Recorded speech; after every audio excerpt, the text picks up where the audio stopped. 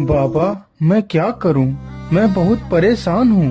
इस बार सूखा पड़ने के कारण सभी जीव जंतु प्यास के कारण मर रहे हैं और मैं कुछ भी नहीं कर पा रहा हूं। आखिर मेरे खुदाए गए तालाब में पानी क्यों नहीं निकल रहा है? बाबा, इसका कोई उपाय बताओ।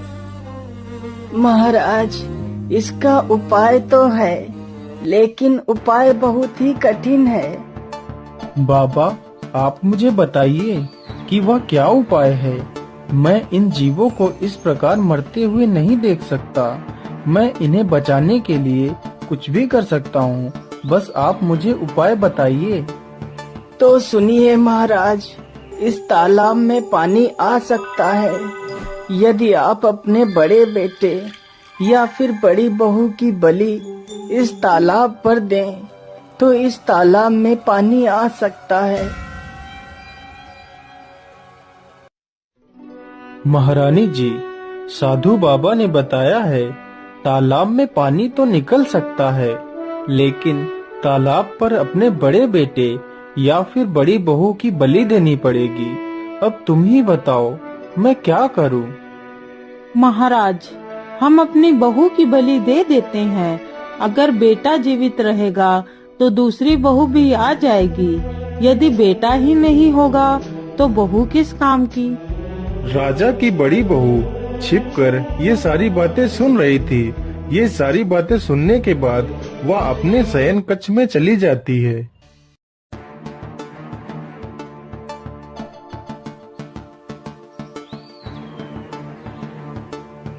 अरे रूपमती, आज तुम इतना उदास क्यों हो?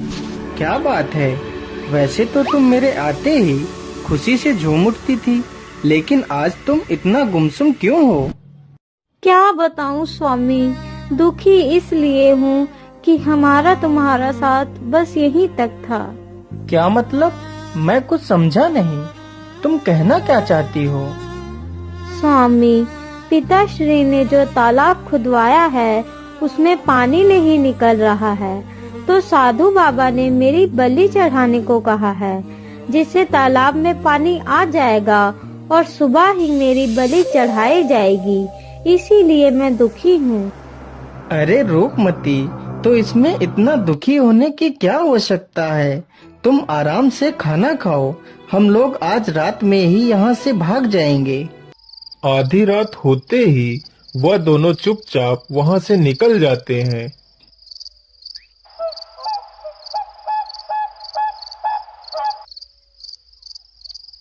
रूपमती, अब हम दोनों अपने राज्य से काफी दूर आ गए हैं। चलो, अब हम यहाँ पर थोड़ा सा आराम कर लेते हैं। फिर वे दोनों वहीं पर सो जाते हैं।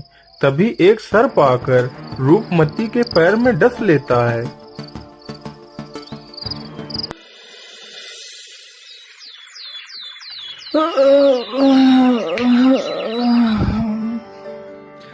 बहुत अच्छी नींद आई। चलो रूपमती। अरे ये क्या? रूपमती, तुम्हें क्या हो गया? हे ऊपर वाले, तुमने ये क्या कर दिया? मेरी रूपमती को क्या हो गया? अब मैं क्या करूँगा? मैं तुम्हारे बिना नहीं रह सकता रूपमती। हे भगवान, मुझे भी मार डालो। जिसके लिए मैंने घर छोड़ा, अपना परिवार छोड़ा, वही मुझे छोड़कर चला गया। हे भगवान, मुझे नहीं जीना है, मुझे नहीं जीना है। अरे बेटा, तुम क्यों रो रहे हो? तुम्हें क्या हुआ? बाबा, मेरी मदद करो बाबा। मेरी पत्नी को सर्प ने डस लिया है, मेरी मदद करो। अरे बेटा, तुम शांत हो जाओ। मैं तुम्हारी पत्नी को जीवित कर सकता हूँ, लेकिन याद रहे, तुम इस घटना के बारे में किसी को नहीं बताओगे। यदि तुमने किसी को बताया तो तुम्हारी पत्नी की मृत्यु हो जाएगी। ठीक है बाबा, मैं किसी को नहीं बताऊंगा बाबा। बस आप मेरी पत्नी को जीवित कर दीजिए। तो ठीक है बेटा, यह जल हाथ में लेकर 3 बार बोलो कि मैं अपनी आधी उम्र अपनी पत्नी को देता हूँ। मैं अपनी आधी उम्र अपनी पत्नी को देता हूँ। मैं अपनी आधी उम्र अपनी पत्नी को देता हूँ। मैं अपनी आधी उम्र अपनी पत्नी को देता हूँ। बेटा, अब इस जल को अपनी पत्नी के ऊपर डाल दो।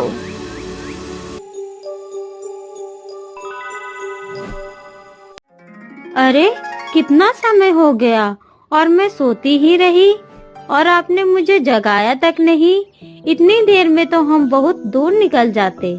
कोई बात नहीं रूपमती, चलो अब चलते हैं।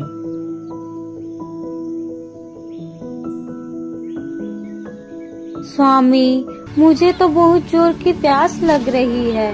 अब मुझसे और नहीं चला जाएगा। अच्छा सुनो, वहाँ पर देखो, वहाँ पर कोई झोपड़ी नजर आ रही है। चलो वहीं चलते हैं। हो सकता है वहाँ पर हमें कुछ पानी पीने को मिल जाए। अरे भाई, हम लोग बहुत दूर से आ रहे हैं, क्या हमें कुछ पानी पीने को मिल सकता है? हाँ हाँ भैया, क्यों नहीं। कुआं वहाँ पर है, चले जाओ और पानी निकाल कर पी लो। रूपमती, तुम यहीं पर रुको, मैं अभी पानी लेकर आता हूँ। अरे, इतनी सुंदर स्त्री होकर भी तुम यहाँ वहाँ कहाँ भटकती घूम रही हो? क्या बताऊं भैया, यह तो मेरी फूटी किस्मत है जो मैं यहाँ वहाँ भटक रही हूँ। फिर रूपमती उसे अपनी पूरी कहानी सुनाती है। अरे राम राम राम, यह तो बहुत बुरा हुआ आपके साथ, लेकिन आज नहीं तो कल जब आप अपने राज्य वापस जाएंगी तो वह राजा तुम्हारी बलि जरूर चढ़ा देगा। क्या करूं भैया, अकेली तो कहीं भागकर भी तो नहीं जा सकती हूँ। मेरी मानो तो तुम अपनी जान के लिए कोई भी खतरा मौन न लो। तुम अपने पति को मार दो और मेरे साथ यहाँ पर रह लो। यहाँ तुम्हारी जान को कोई खतरा नहीं होगा। हम दोनों आराम से यहीं रह सकते हैं। लेकिन मैं उसे कैसे मार सकती हूँ? तुम ही मार दो। अरे नहीं नहीं, पति तुम्हारा है तो मारना भी तुम्हें ही पड़ेगा। अच्छा ठीक है, मैं कोशिश करती हूँ। फिर वह पीछे से जाती है और राजकुमार को कुएं में धक्का दे देती है। राजकुमार कुएं में गिर जाता है। उन दोनों को लगा कि राजकुमार पानी में डूब गया है। अरे चलो चलो, यहाँ से भाग चलो, हम लोग कहीं दूसरी जगह चलते हैं। पूरी रात राजकुमार कुएं में लटका रहता है।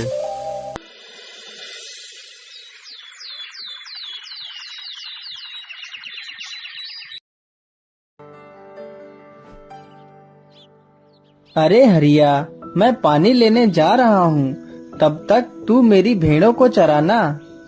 ठीक है श्यामू भैया, लेकिन जल्दी आ जाना।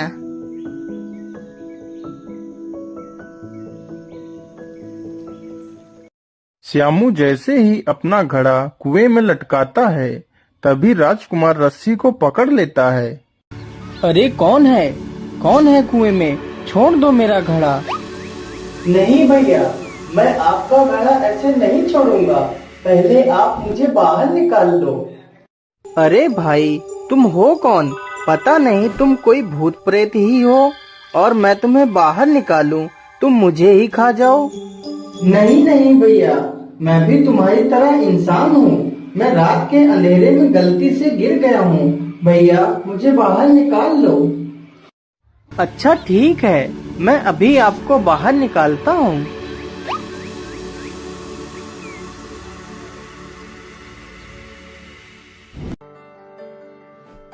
अरे भाई, परदेसी हूँ, काम की तलाश में इधर उधर भटक रहा था, तभी गलती से कुएं में गिर गया।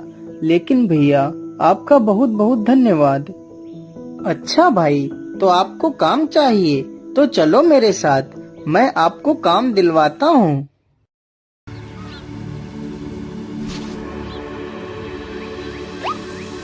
मैं तुम्हें काम पर तो रख सकता हूँ, लेकिन तुमने काम में जरा सी भी बेईमानी की तो मैं तुम्हें बिना किसी तनख्वाह के धक्के मारकर बाहर निकाल दूंगा। मुझे मंजूर है सेठ जी, मैं पूरी ईमानदारी से अपना काम करूँगा।